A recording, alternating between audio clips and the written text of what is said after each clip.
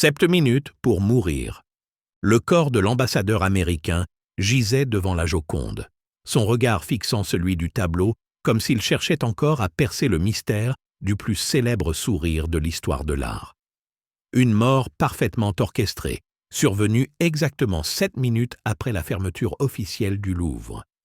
L'inspectrice Éléonore Marsh s'accroupit près du cadavre, son regard bleu glacier ne trahissant aucune émotion. Elle ne touchait jamais un corps avant d'avoir compté jusqu'à 7. C'était sa règle, son rituel, une nécessité aussi impérieuse que celle de respirer. 1, 2, 3, 4, 5, 6, 7, murmura-t-elle, ses lèvres remuant à peine. Seulement alors ses doigts fins, gantés de latex, effleurèrent le col de la victime. L'ambassadeur Parker Hamilton, 58 ans, respecté par tous, craint par beaucoup, désormais réduit à un casse-tête pour une détective britannique envoyée à Paris dans le cadre d'une mission de coopération internationale que personne n'avait vraiment désirée. « Alors, inspectrice Marsh, qu'en pensez-vous » demanda le commissaire Lefort, un homme trapu dont le visage trahissait l'impatience et une méfiance à peine voilée envers cette étrangère aux méthodes singulières. Marsh ne répondit pas immédiatement. Elle observait la scène avec une intensité presque douloureuse, ses yeux scannant chaque détail, chaque ombre, chaque reflet. Dans sa tête, des connexions se formaient à une vitesse vertigineuse, créant une toile complexe où chaque fil avait sa place, son importance. « Il est mort depuis exactement 28 minutes, annonça-t-elle finalement. « Comment pouvez-vous en être si sûr ?» protesta Lefort. « La température du corps, la rigidité naissante des doigts, la couleur des lèvres, et surtout la montre de la victime. Elle s'est arrêtée à 20h07 précisément, 7 minutes après la fermeture. » Elle se redressa en un mouvement fluide, son corps mince semblant soudain occuper tout l'espace de la salle. Son regard se porta sur le tableau de la Joconde, protégé par sa vitre blindée. « Ce n'est pas un hasard s'il est mort ici, face à elle, » dit-elle, plus pour elle-même que pour les autres. La Joconde garde ses secrets depuis des siècles. Aujourd'hui, elle en a un de plus. Un jeune lieutenant français s'approcha, tenant un petit objet métallique. « On a trouvé ceci dans sa poche, inspectrice. » Marsh prit l'objet, une clé ancienne, ornée d'un motif complexe. « 7 branches, » murmura-t-elle, traçant du doigt le contour de la clé. 7 branches comme les 7 minutes après la fermeture. Comme les 7 gardes qui auraient dû être en service ce soir, mais dont l'un manque à l'appel. Les yeux du commissaire Lefort s'agrandirent. « Comment savez-vous pour le garde manquant?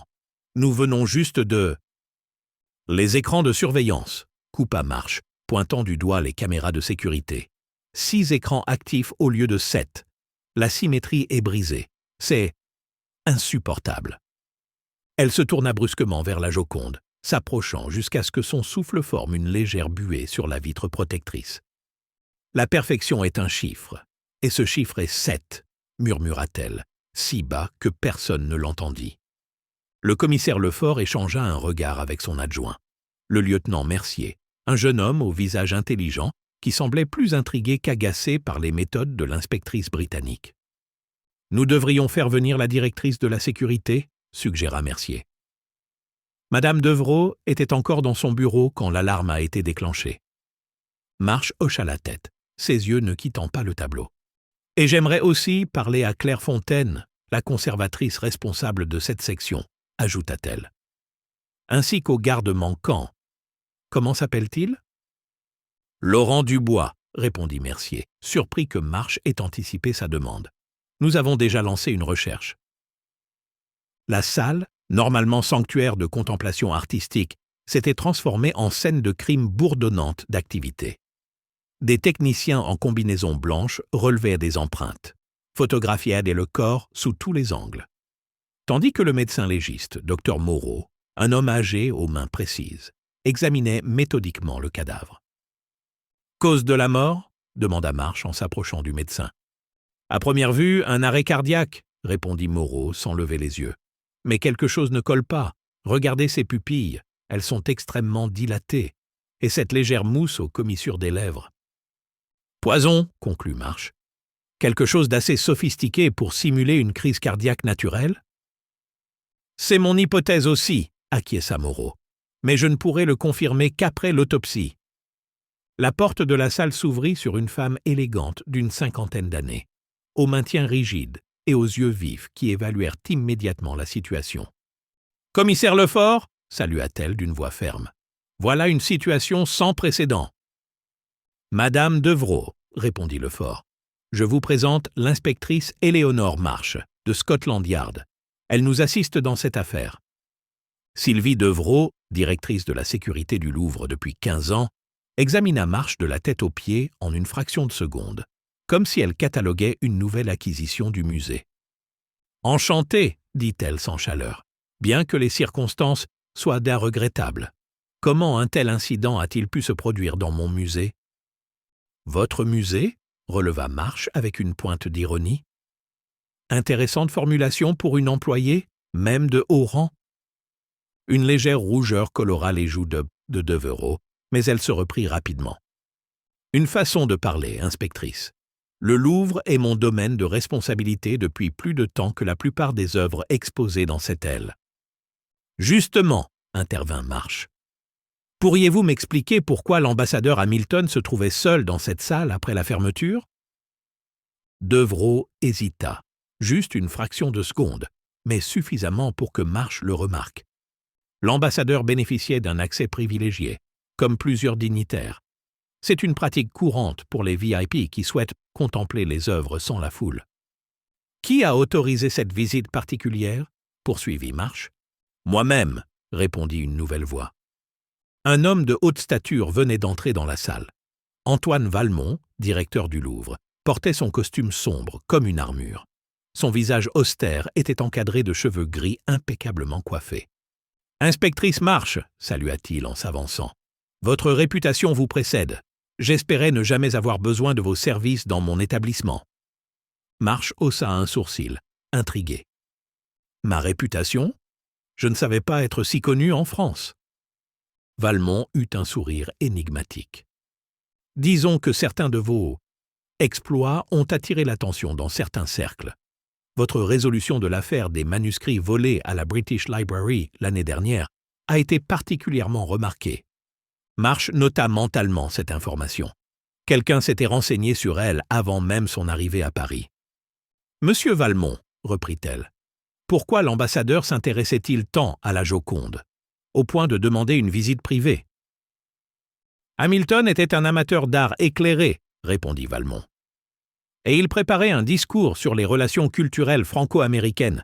Il m'a demandé cette faveur hier lors d'une réception à l'ambassade. »« Une réception à laquelle vous étiez tous présents, je suppose ?» demanda Marsh en englobant du regard Valmont, Devrault et le commissaire Lefort. Un silence gêné s'installa. Ce fut Lefort qui le rompit. « En effet, c'était un événement officiel pour célébrer la donation d'une collection privée américaine au Louvre. »« Fascinant, » murmura Marsh. « Et qui d'autre était présent? La conservatrice, Madame Fontaine ?»« Bien sûr, » confirma Valmont. « Ainsi que Laurent Dubois, qui assurait exceptionnellement la sécurité personnelle de l'ambassadeur durant sa visite au musée. »« Le garde manquant, » nota Marsh. « Quelle coïncidence !» Un technicien s'approche, tenant un tablette. « Inspectrice, nous avons récupéré les images de surveillance. Vous devriez voir ça. » L'écran montrait l'ambassadeur Hamilton entrant dans la salle de la Joconde à 20 heures précises, accompagné de Laurent Dubois. Le garde resta près de la porte tandis que Hamilton s'approchait du tableau. À 20h05, Hamilton sortit un petit appareil de sa poche, une sorte de lampe spéciale, et l'orienta vers le cadre du tableau. À 20h07 exactement, il chancela soudainement, porta la main à sa poitrine et s'effondra. Dubois se précipita vers lui, s'agenouilla quelques secondes, puis, au lieu d'appeler du secours, il se releva, calmement, récupéra quelque chose sur le corps, regarda directement la caméra et quitta la salle. Il savait où étaient les caméras, observa Marsh, et il a voulu qu'on le voie partir. Mais pourquoi n'a-t-il pas donné l'alerte?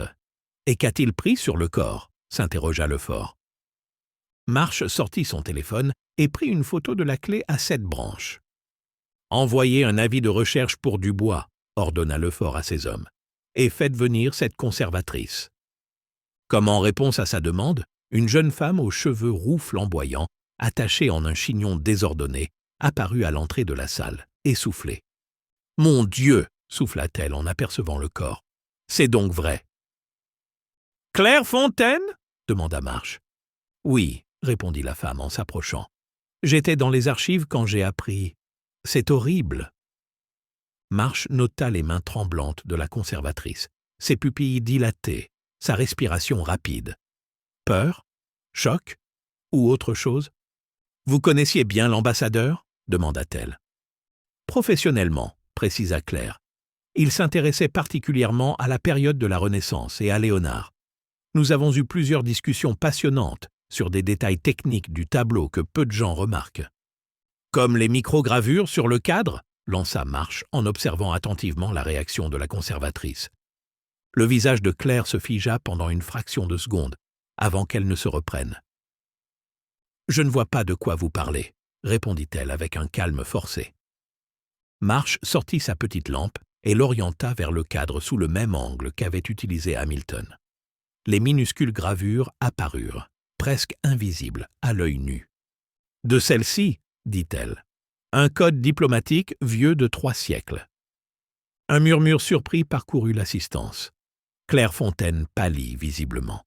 « C'est impossible, » murmura-t-elle. « Ces marques, elles n'étaient pas censées être visibles. » « Vous étiez donc au courant, » conclut Marche. Valmont s'avança, le visage sombre. « Mademoiselle Fontaine, vous avez des explications à fournir. » Claire sembla se ressaisir, redressant les épaules. « Ces gravures font partie d'un projet de recherche confidentielle, » expliqua-t-elle. « Nous avons découvert il y a quelques mois, lors d'une restauration mineure du cadre, des traces de ce qui semblait être un système de communication utilisé par les diplomates du XVIIIe siècle. L'ambassadeur Hamilton, qui était un expert en cryptographie historique, avait proposé son aide pour les déchiffrer. « Et pourquoi ce projet était-il secret ?» demanda Lefort, suspicieux. « Pour éviter la spéculation médiatique avant d'avoir des résultats concrets, » intervint Valmont. « Le Louvre doit maintenir sa réputation scientifique. » Marche observait la scène, ses yeux passant de l'un à l'autre. Quelque chose clochait dans cette explication trop lisse. « Et Laurent Dubois ?» demanda-t-elle. « Quel est son rôle dans cette histoire ?»« Un simple garde, » répondit promptement Devrault. « Je l'ai affecté personnellement à l'ambassadeur pour sa visite privée. »« Un simple garde qui abandonne un diplomate mourant et dérobe quelque chose sur son corps ?» rétorqua Marche. « Permettez-moi d'en douter. » Le docteur Moreau, qui avait terminé son examen préliminaire, se releva. « Le corps peut être emporté, » annonça-t-il. « Mais je confirme mon intuition initiale. Il s'agit probablement d'un empoisonnement sophistiqué. La substance a dû être administrée peu avant le décès. » Marche se figea soudain, puis se tourna vers le technicien tenant la tablette. « Montrez-moi à nouveau les 2 dernières minutes avant la chute de l'ambassadeur. » La vidéo rejoua. Cette fois, Marche remarqua un détail. Juste avant de sortir sa lampe spéciale, Hamilton porta sa main à sa bouche, comme pour étouffer une toux ou avaler quelque chose. « Il a pris quelque chose, » murmura-t-elle. « Volontairement. »« Vous suggérez un suicide ?» demanda Lefort, incrédule. « Non, » répondit Marche. « Je suggère qu'il savait qu'il était en danger, qu'il portait peut-être un antidote, qui n'a pas fonctionné. » Elle se tourna vers Claire Fontaine. « Ces codes sur le cadre, que révèlent-ils exactement ?» La conservatrice hésita, jetant un regard vers Valmont qui hocha imperceptiblement la tête. « Nous n'avons déchiffré qu'une partie, » admit-elle. « Mais il semble s'agir d'instructions pour localiser quelque chose. Un document, probablement, caché quelque part au Louvre depuis la Révolution française. » Quel genre de document pourrait justifier un meurtre après 2 siècles ? demanda Lefort. Marche réfléchit intensément, les pièces du puzzle commençant à s'assembler dans son esprit. « Un document qui n'a jamais cessé d'être pertinent, » murmura-t-elle. « Un secret d'État qui transcende les régimes et les époques. » Elle s'approcha du cadre, examinant les minuscules gravures avec une attention renouvelée. « Ces symboles, Ils forment une séquence répétitive de 7 symboles, qui se répètent avec de subtiles variations. Son esprit travaillait à toute vitesse, faisant des connexions que personne d'autre ne pouvait voir. « Commissaire, dit-elle soudain, je dois voir les archives personnelles de l'ambassadeur, notamment sa correspondance récente avec le musée. »« J'ai besoin d'un mandat pour ça, » protesta Lefort. « Non, » intervint une nouvelle voix. Un homme en costume sombre venait d'entrer, suivi de 2 agents à l'allure militaire. Il présenta une carte officielle. « Philippe Dessanges, DGSE. Cette affaire vient d'être classée confidentielle pour raison de sécurité nationale. Nous prenons le relais. » Marche observa l'homme avec intérêt. Dessanges, la cinquantaine austère, dégageait l'assurance tranquille de ceux qui sont habitués à exercer un pouvoir sans avoir à le démontrer. « Monsieur Dessanges, dit-elle calmement, je suis ici dans le cadre d'une coopération internationale officiellement sanctionnée par vos services, à moins que vous ne souhaitiez provoquer un incident diplomatique ?» Les 2 agents se regardèrent, mal à l'aise. Dessanges eut un sourire fin. « Bien joué, inspectrice. Vous pouvez poursuivre votre enquête, mais sous notre supervision. Rien ne doit quitter cette pièce sans mon approbation. » Marche acquiesça, comprenant les règles du jeu. « Dans ce cas, j'ai besoin d'accéder immédiatement au système de sécurité du musée pour les dernières 48 heures, et j'aimerais un entretien privé avec Madame Fontaine. » Dessanges hésita, puis hocha la tête. « Accordé, mais je serai présent lors de cet entretien. »« Comme vous voudrez, » concéda Marche. Pendant que les techniciens continuaient leur travail, Marche, Claire Fontaine et Dessanges se retirèrent dans un petit bureau adjacent. La conservatrice semblait de plus en plus nerveuse. « Mademoiselle Fontaine, » commença Marche doucement, « l'ambassadeur vous a-t-il contacté aujourd'hui, avant sa visite ?» Claire hésita, puis acquiesça. « Il m'a appelé ce matin. Il était agité. Il disait avoir fait une découverte majeure concernant le code et voulait la vérifier ce soir. »« Quelle découverte ?» demanda Dessanges, les sourcils froncés. Il n'a pas précisé. Mais il a mentionné quelque chose sur la 7e séquence et la clé qui ouvre tout. Marche sortit la clé à 7 branches de sa poche. « Cette clé ?» Les yeux de Claire s'écarquillèrent. « Je n'ai jamais vu cet objet auparavant. »« Vraiment ?» insista Marche. « Pourtant, elle porte les mêmes motifs que certaines gravures du cadre. » Claire détourna le regard. « Peut-être. Il existe des motifs similaires sur d'autres objets de la période. » Marche changea brusquement de sujet. « Comment connaissez-vous Laurent Dubois ?» La question sembla prendre Claire au dépourvu. « Je ne le connais pas particulièrement. C'est juste un garde. »« Alors pourquoi avez-vous échangé 7 appels avec lui au cours des 3 derniers jours ?» Le visage de Claire se décomposa. Dessanges se redressa, soudain plus attentif. « Comment savez-vous cela ?» balbutia Claire. « Je ne le savais pas, » répondit calmement Marche. « Mais votre réaction vient de me le confirmer. » Claire Fontaine s'effondra dans son siège, vaincue. « Ce n'est pas ce que vous croyez, » murmura-t-elle. « Laurent et moi, nous avons découvert quelque chose que nous n'aurions pas dû trouver. Quelque chose qui va bien au-delà d'un simple code diplomatique. »« Expliquez-vous, » exigea Dessanges. Claire prit une profonde inspiration. « Le code sur le cadre n'est pas une simple correspondance diplomatique. C'est une clé pour accéder à un réseau secret qui existe depuis la Révolution française. Un réseau qui a influencé la politique européenne pendant plus de 2 siècles. »« Quel genre de réseau ?» demanda Marche. « Une société secrète, appelée les gardiens des 7 sceaux. Des hommes et des femmes d'influence qui se transmettent certains secrets d'État de génération en génération, en dehors des canaux officiels. » Dessanges émit un rire sec. « C'est absurde, une théorie du complot digne d'un roman de gare. »« Vraiment ?» rétorqua Claire. « Alors pourquoi la DGSE s'intéresse-t-elle tant à un simple meurtre dans un musée? Pourquoi classifiez-vous l'affaire si rapidement ?» Le regard de Dessanges se durcit.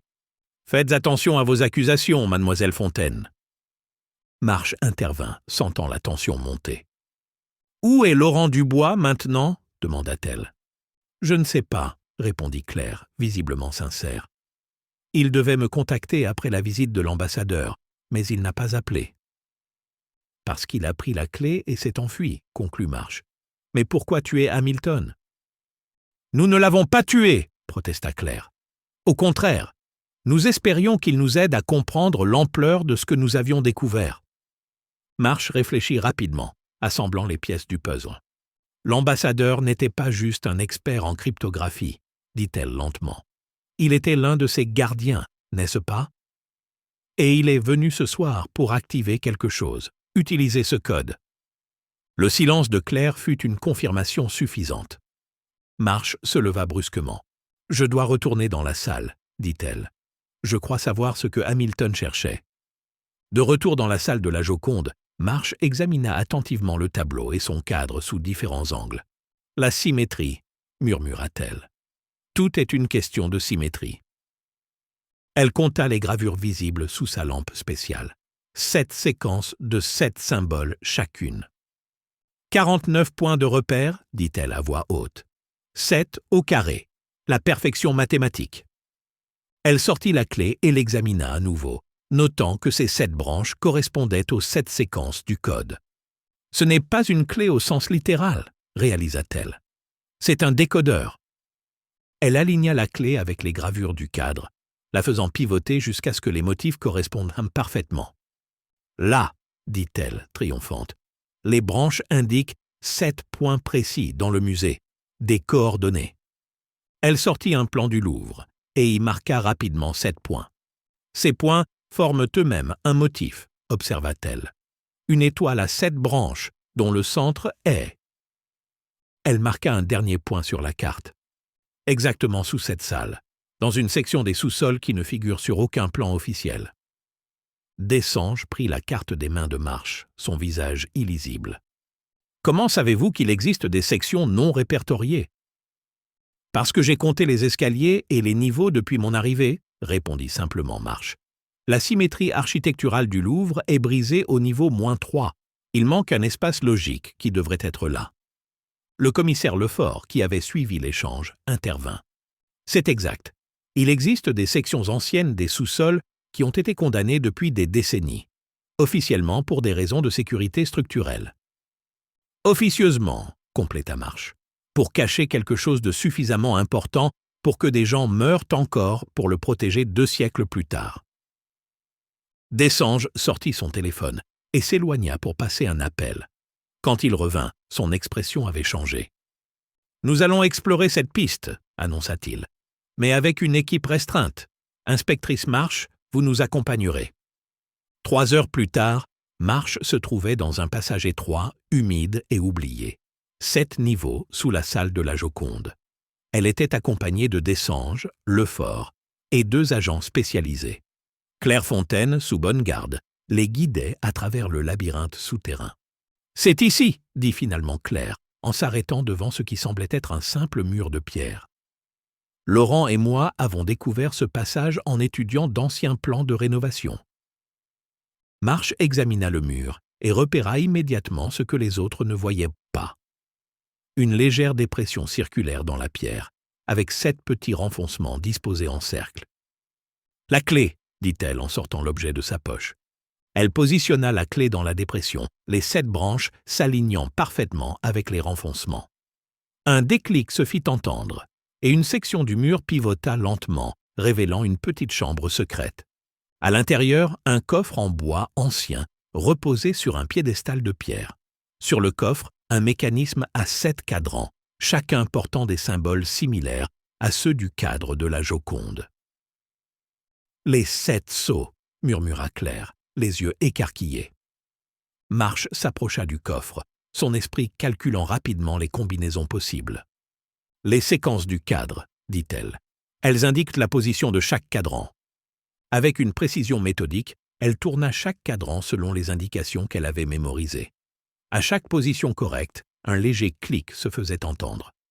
Après le 7e clic, le coffre s'ouvrit. À l'intérieur, un document scellé portant le sceau royal de France et une date, 1789.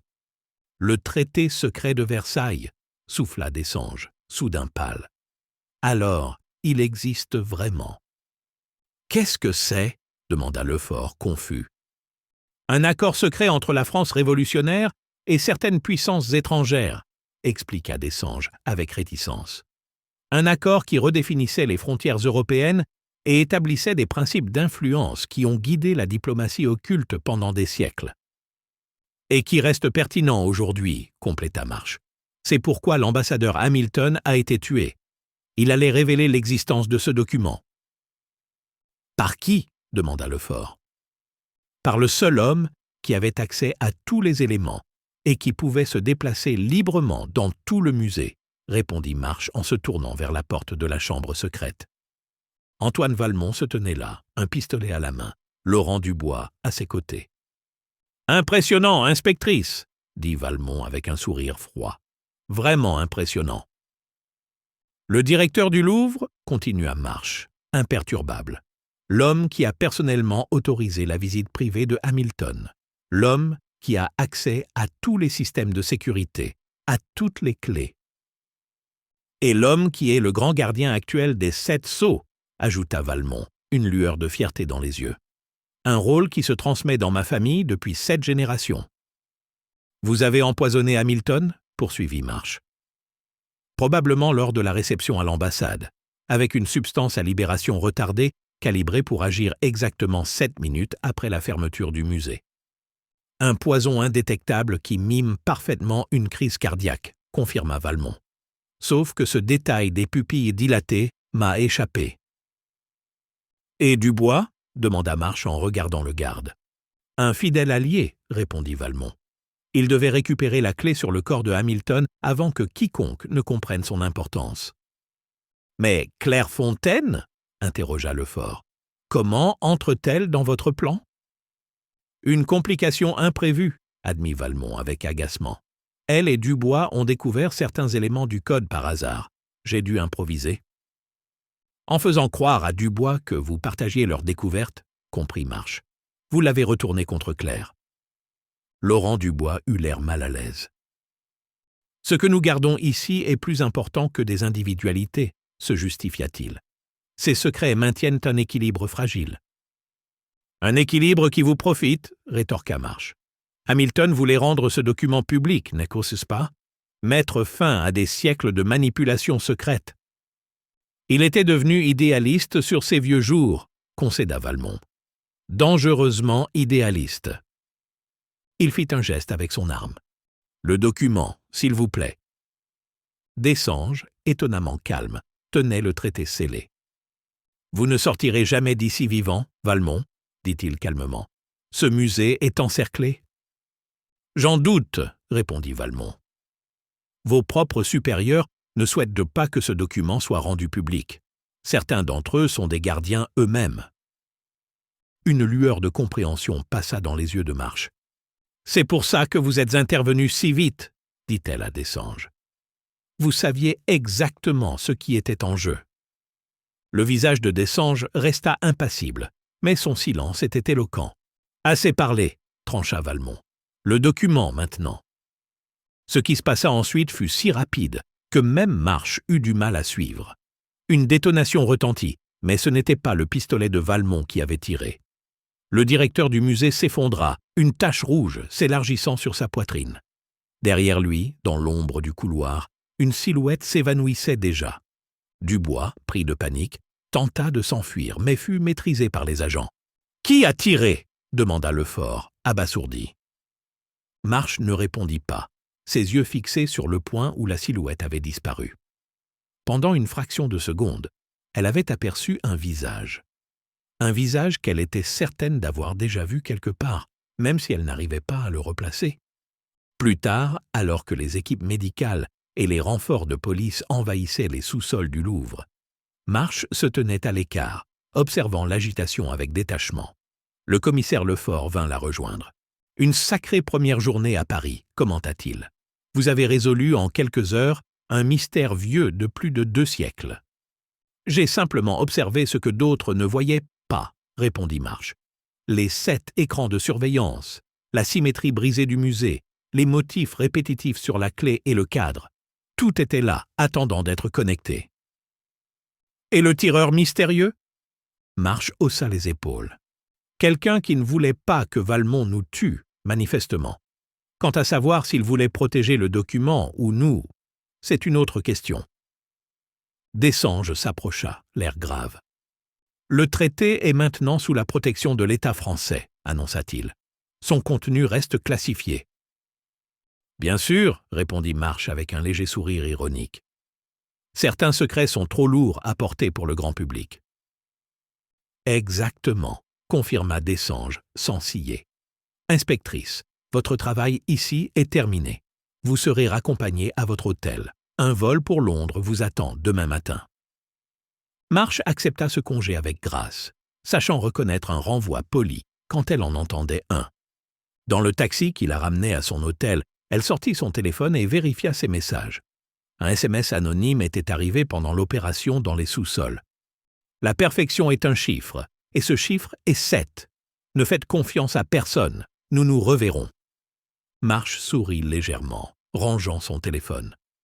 Quelqu'un l'observait, quelqu'un qui connaissait sa phrase fétiche, quelqu'un qui l'avait peut-être sauvée aujourd'hui. Un protecteur inconnu qui semblait avoir ses propres raisons de s'intéresser à elle. La nuit parisienne défilait par la fenêtre, ses lumières formant des constellations aussi complexes que les mystères humains. Marsh observait ce ballet urbain, sachant que derrière chaque fenêtre illuminée se cachaient des secrets, des vies entrelacées, des motifs invisibles au commun des mortels.